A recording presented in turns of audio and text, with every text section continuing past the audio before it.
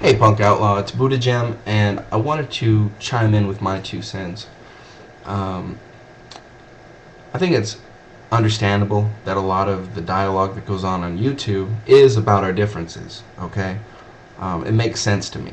Um, when I'm sitting, um, with other anarchists or communists in the real world, I mean, that we talk about our differences, and that's okay.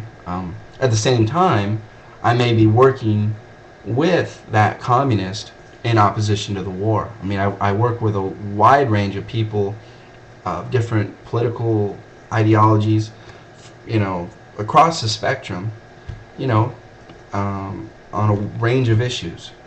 And that's okay. It doesn't mean we agree on everything, but we do find common ground. I mean, you look at opposition to the war. I mean, people from every background you could imagine oppose the war for different reasons, blah, blah, blah. But we do find that common ground. And of course, I think we can find common ground amongst ourselves. Um, and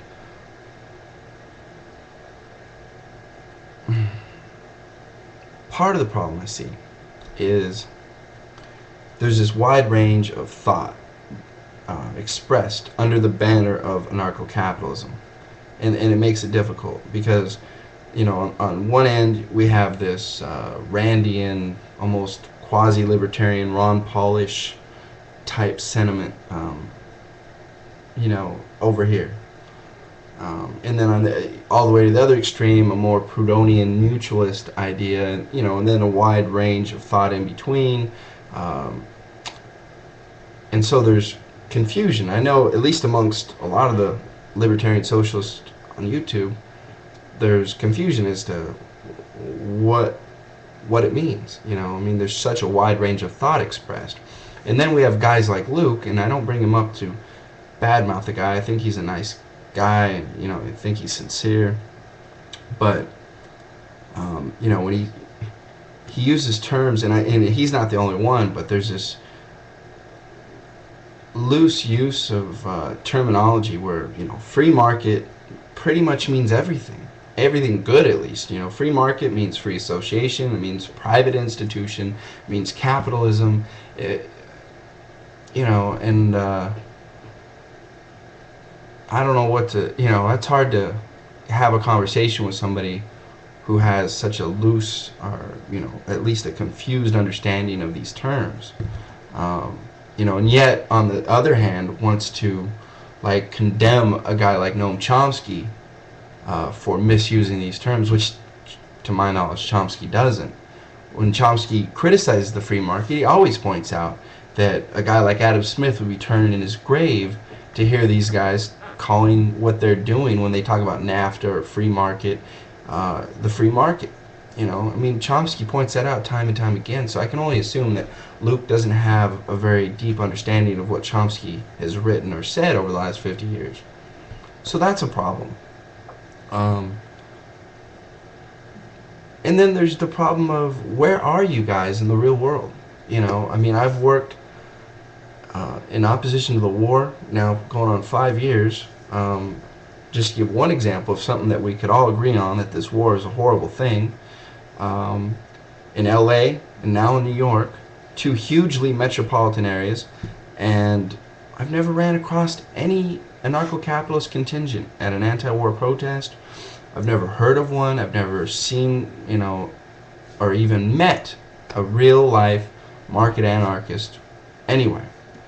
So that's part of the problem. I mean, really, I would love for you guys to get out there, and get involved. I just went to the 10th General Assembly of the New York Metro Alliance of Anarchists. We had every flavor of anarchists there you could think of, working together, sharing the projects they're working on in the communities, opposition to the war, environmental, political prisoners, all these different things. And, but no market anarchists. No market anarchists telling us, whatever they were working on. So it would help if you guys would get out in the streets and start doing things in the real world.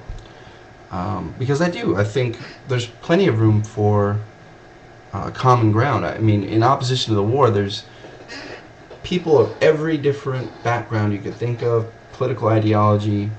You know, I work with groups like World Can't Wait, which is, you know, a basically run by the Revolutionary Communist Party, or Answer, which is run by the Socialist Workers' Party.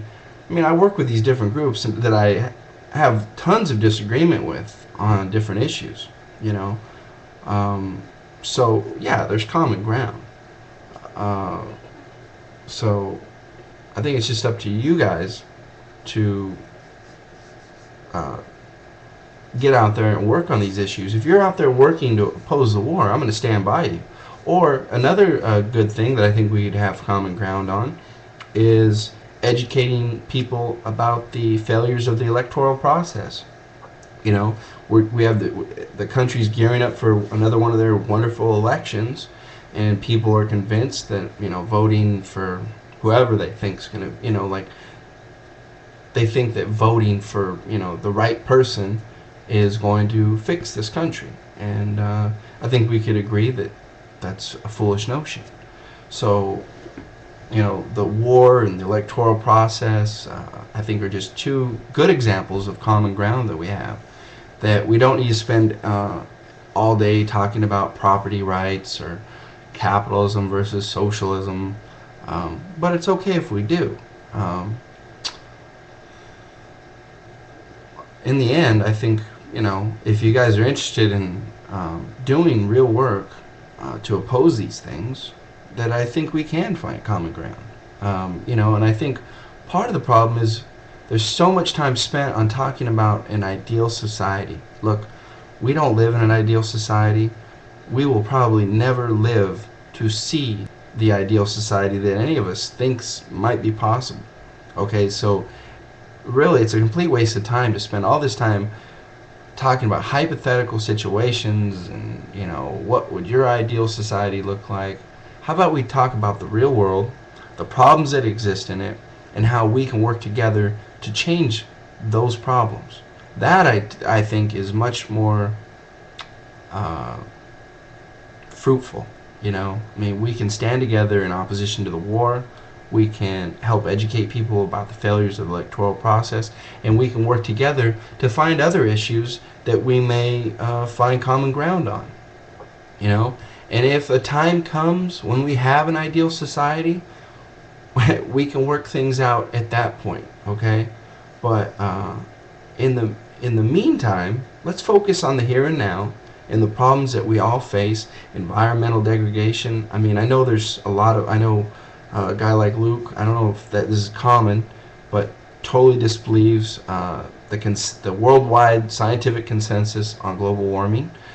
If you guys don't believe in it, you could still agree that we need clean water and clean air, and that we should do things to, you know, keep our environment clean. You know, we don't have to all agree on global warming to make sure that, you know, hey, global warming, you may not think it's real. I mean, I do, but you would have to agree that clean drinking water is important, clean air is important, and we need to address these things. So across the spectrum, I see a lot of room for common ground, and you know, it's just, I think it's up to market anarchists to, you know, get involved, get out in the streets, get involved in some kind of activism at some level, and yeah, I'll stand in solidarity with you as you voice opposition to the war, or you do different things. But let's focus on the here and now. That's kind of my point. Let's get away from the hypothetical, Bob trading his peaches to, you know, Sally's fish or whatever, and let's focus on the here and now, and find common ground in the real world. So that's my 2 cents, and thanks a lot, Punk Outlaw. I appreciated it, and peace.